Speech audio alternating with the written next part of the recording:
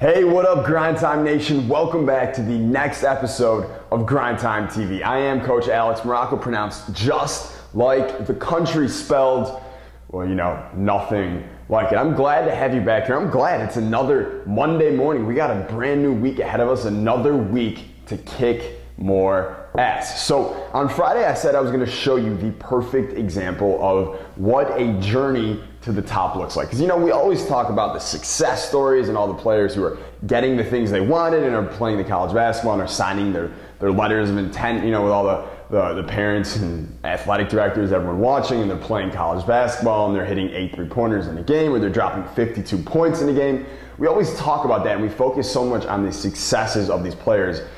But I'm not sure we talk enough about the struggle or the start or, you know, or the pain or the frustration that they're going through during that journey and all the little obstacles that they do, you know, inevitably see along the way. Because no matter where you're at, no matter where you're going, those things are always going to happen to you. And of course, in those moments when you deal with the most adversity, how you respond is obviously always the most important. But even before then, where does it start from? You know, like we talked about, I remember the very first episode of Grind Time TV, we talked about Mitch Moulton, Grind Time player, dropping 52 points in a game at only 15 years old. But we didn't talk about maybe when he started playing when he was 11 or just 12 years old and he had a vision for where he wanted to go, that a few years from now he was going to score 52 points in a game. You know, that's the type of stuff that I really like to focus on, I really like to talk about. I think it's really motivating for a lot of players out there. So what I want to share with you today is an email that I got recently from a player who had just purchased Effective Ball Handling 2.0, and he literally was just cut from the team. He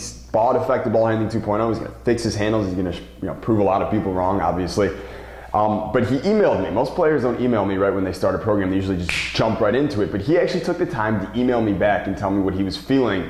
And I thought his words were pretty powerful, and I thought it's pretty cool to see this really up close and personal, what it sounds like at the very start of the journey. Because hopefully, you know, 3 or 4 years from now, I'll be reading his success story to you, and I'll be able to look back at that very first email he sent me 5 years before when it all started. So, message is from Johnny Demur, all right, and here is what he says. Hi, my name is Johnny. I live in Florida. I'm 14 years old, and I've been playing basketball since I was 8. I've never been a really good player, not good enough for my travel or school ball. I watched your video and I'm confident that by the time tryouts come around next year, I will be good enough. I'd begun to lose all hope I would ever become a good basketball player until a few weeks ago. EBH 2.0 is the first basketball program I have ever bought, and I'm very happy about it. I just watched the Belief Black Box video and now I'm about to go start the program. The video has me in a zone right now. I imagine myself playing in a massive arena, dominating anyone who tried to stop me with the excited voice of a TV announcer in the background in my right hand. Thank you. Well, Johnny, thank you for emailing me, man. Most players, like I said, don't do that. I appreciate that. I love to hear what's going through your mind, where you're at in your journey right now. You're at the start, man. You're at the, you know, this is the process. This is the most fun part of the journey. So I'm proud of you, man. Keep it going. You're just getting started. And as those obstacles come, remember, they're not actually obstacles. They're just learning lessons that you can kind of figure out what went wrong, what you can do better, and how you can keep improving along the way. You know, and the big lesson I want everyone in Grind Time Nation, this is a good reminder for me too, in Johnny's email, is that when he used the Belief Black Box, you see here, he said he had a vision, right? He imagined himself playing in a massive arena, dominating anyone who tried to stop him with the excited voice of a TV announcer in the background. So he has a vision already. He already has a vision of exactly where he wants to go, what he wants to do, what it's going to sound like. He has the announcer in his head. He has a complete, clear, emotional vision of where he wants to go and where he's going. You know, it actually reminds me of a story from Alice in Wonderland. You guys are gonna think I'm crazy for this, but it reminds me of a story from Alice in Wonderland. I haven't read the book in a very long time, but there is a point in the story when she's in Wonderland and she meets one of the characters along the way, and she asks him, "Sir, where do I go from here? Where am I supposed to go?"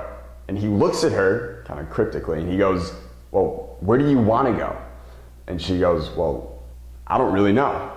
And he looks at her smiling back and he goes, "Well then, I'm not sure it really matters then. You can go, you know, left, you can go right, you can go up, you can go down, you can go any direction you want.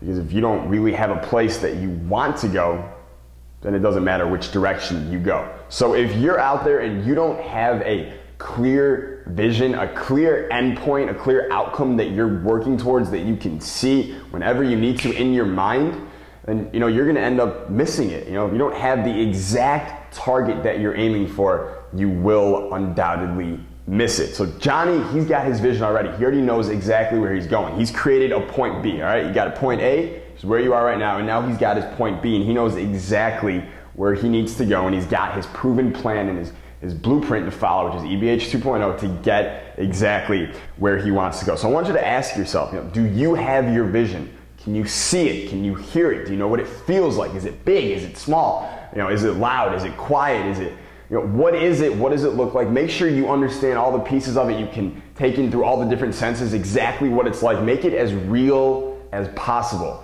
The more real it is, the more real it's going to become as you work towards it. Now, if you don't have that vision yet, the Belief Black Box is a phenomenal way to get it and to kind of see it and really help you along that way. So if you want to get it, again, comes free with EBH 2.0. You can click the link below. You can get started with both today, just like Johnny, just like all the rest of Grind Time Nation who's already succeeded with EBH 2.0. You guys have seen all those success stories. You've seen my videos. Anyways, later today, I finished two very, very different books this weekend. Completely different books. I'm talking like completely different. However, they both carried the same lesson in them. Kind of interesting, right? Well, we're going to talk about that later today in Trending Talk, what that lesson was and what it means for you. And I promise you, this is something that both books kind of showed me. All successful people have this one thing in common, this one lesson that I'm going to be sharing with you later today. Do not miss that. I will see you then. Stay grind time. Peace.